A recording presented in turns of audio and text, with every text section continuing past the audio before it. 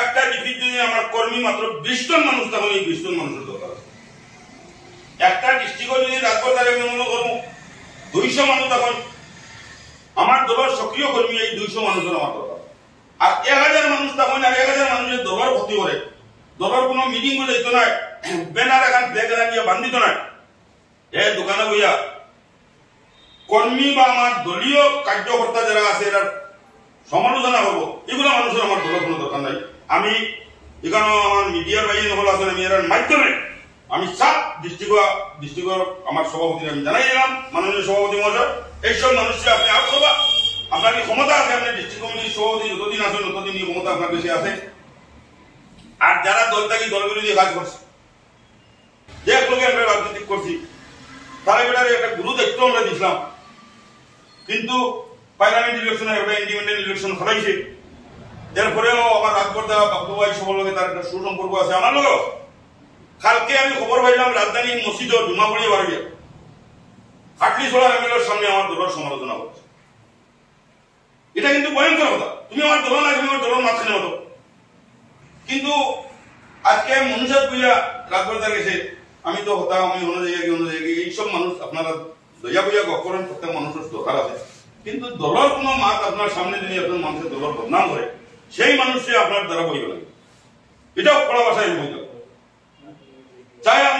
আমার মৌলানা সাহেব আছেন, আমার এই চুগরা আছেন, আমার বাপ্তিজা চুগরা, এরা সেরাবাদী যেতে দেওয়া যায়। আপনারা অনুরোধ করলাম, আপনারা কৃষক পরিষদ হয়েছে, কৃষক পরিষদের কর্মর কারণে একবার আপনাদের ডিস্ট্রিক্ট কমিটিতে, আপনারা সেন্ট্রাল কমিটি আপনারা কর্ম করেন, আর আমার কাছ থেকে যত আমার সহযোগিতা সাহায্য আপনারা ভাইবা, আপনারা মন্ত্রীর কাছে যাই, কোনো অফিসও যাইবা।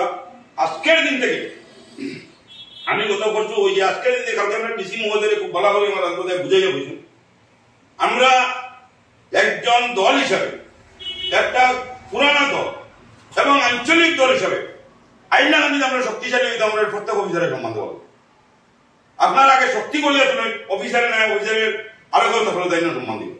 আর আমার দলের মাননীয় সভাপতি অতুল বরা মহাশয় থেকে আপনারা যতটুকু জেতা পাবার, আমার ক্ষমতার ভিত্তি আছে, সম্মান পাবা, যে কোনো জিনিস পাবার, এটা লাগে আমার কৃষক পরিষদের প্রেসিডেন্টকে আমি বললাম, আপনি শুধু ওই নবনির্বাচিত, আর বাইদিন থেকে আপনার চেষ্টা করতে আপনার দল করার লাগে আপনার ইচ্ছা আছে, এবং আগে আপনার বাস সোসাইটি থেকে লাগে আপনার গাঁও গাঁও আমারও গাঁও, আমরা সব মানুষ আগে জিপি আসলাম, কেন 99% 100% এই জিপির মানুষ হলো, কংগ্রেসের মানুষ একজন আসলাম, ওখানে ভালোভাবে বুঝে পড়ি মাঝে।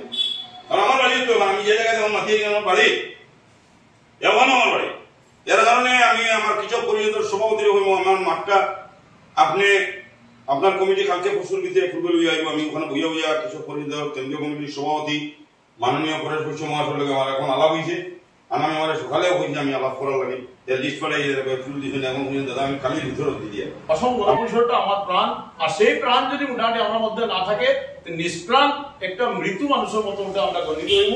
এর লেগে আমার মনে হয় আজকে ছোট সভা, এই ছোট সভার মধ্যে আজকে প্রত্যাহ্বান জানাইতাম গোটা হাইলাকান্দির মধ্যে, যে আমরা প্রথম দিকে আমরা 5-6 জনে কমপক্ষে 50টা মোটামুটি ওয়ার্ড কমিটি বানাইয়া এই 5 দিনের মধ্যে জমা দিতাম। আর এই ওয়ার্ড কমিটি গুলো লাগে আমরা এক যুগে 3-4 জন বিকাল দিকে এমনি আমরা ঘোরাঘুরি করি, এক একটা গাঁও পঞ্চায়েতে দেখতাম। এর লেগে দেখতাম যে গাঁও পঞ্চায়েত ইলেকশন আমরা একদম নক এট দ্য ডোর। আজকে মোটামুটি জেলা সার্কেল অফিসার প্রত্যেকটা মোটামুটি যে গাঁও পঞ্চায়েত গঠন হয়েছে, জেলা পরিষদ গঠন হয়েছে, ওটা তারা আনুষ্ঠানিকভাবে মনে হয় অনুমোদন দিছে, অ্যাপ্রুভাল দিছে। কম সময়ের মধ্যে গ্রুপ শুটিং শুরু হয়ে যাব, এবং এই গ্রুপ শুটিং যখন শুরু হয়ে যাব তখন প্রত্যেকটা ওয়ার্ড কমিটি থেকে আরম্ভ করিয়া আপনার জিপি থেকে আরম্ভ করে এপি থেকে আরম্ভ জেলা পরিষদের রাজনৈতিক একটা দৌড়াদৌড়ি শুরু হয়ে যাব। তখন আমরা যদি সাংগঠনিক মোটামুটি একটা ভিত বা বেশ যদি ছোটখাটো না থাকে, তো আমরা এই গাঁও পঞ্চায়েত নির্বাচন যেটা সামনে আছে ওটা তো আমরা ভালো আশানুরূপ ফল করতে পারতাম না। আর আশানুরূপ ফল যদি আমরা করতাম পারি না, তাইলে আমরা এই সংগঠনে থাকা না থাকা একটা নিষ্প্রাণ মৃত্যু ব্যক্তির মতো আমরা পড়ে থাকবো। এর লেগে আমার মোটামুটি বক্তব্য আমি লম্বা করিয়ার না, আমি অনুরোধ করিয়া যে আজকে থেকে গিয়েই আমরা এটা শুরু করতাম। শুরু করিয়া আমারও দায়িত্ব যে আপনার মোটামুটিও মনে হয় আপনার প্রেসিডেন্ট আপনারা কষ্ট করে দেবেন। যদিও আমার সংগঠনের 2টা দায়িত্ব, যে কোনো আমরা অ্যাক্সিডেন্টের কারণে সংগঠন ভাগ প্রতিঘাত হয়েছে, আমরা সংগঠন আগ বাড়ছে এবং পিছিয়েও সরছে। সংগঠনের নিয়ম হইল কোন সময় সংগঠন সামনের দিকে যা 3 কদম আর কোন সময় ঘাত প্রতিঘাতের সংঘাতে 2 কদম পিছন দিকে আর সেখানে ঘাবড়াইবার কিছু নাই।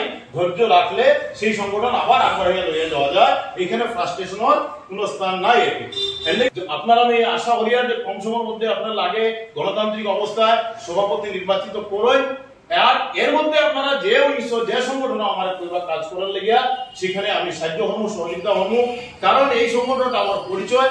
আমি যখনই বক্তব্য রাখি আর আমার সাংবাদিক ভাই আছেন সামনে, এই জেলের সংবাদ ছাড়ার লগে লগে শেয়ার এটা লুকিং আইব, কাউন্টিং আইব, এরাই করব যারা আমার সংগঠন মানুষ, আমার প্রিয় মানুষ। এর লাগিয়া আমার এই পরিচয়টা আমার সংগঠন। এই সংগঠনের ছাড়িয়া আমার কোনো পরিচয় নাই, কোনো দল নাই, কিছু নাই। গতিকে আমার এই সংগঠনে আমার মনে প্রাণে নিজের পরিবারের সদস্য মনে করি। আমি প্রত্যেকটা সংগঠনের প্রত্যেক কর্মীরে জাতপাত ধর্ম তো বিচার প্রশ্ন হয় না। যদি জাতপাত ধর্ম বিচার করতাম তাইলে বিজেপি করলাম না। বিজেপি করলে আরো অনেক আগে গেলাম না, অনেক দীর্ঘ জায়গাতে গেলাম না। আমার আরেক সংগঠন আছে, গত সামনের দিন আবার মিটিং আছে। আমি স্টেটের ভাইস প্রেসিডেন্ট আমার রাজভর সমাজ। এটা অল ইন্ডিয়াতে দল আছে, অখিল ভারতীয় রাজভর সংগঠন।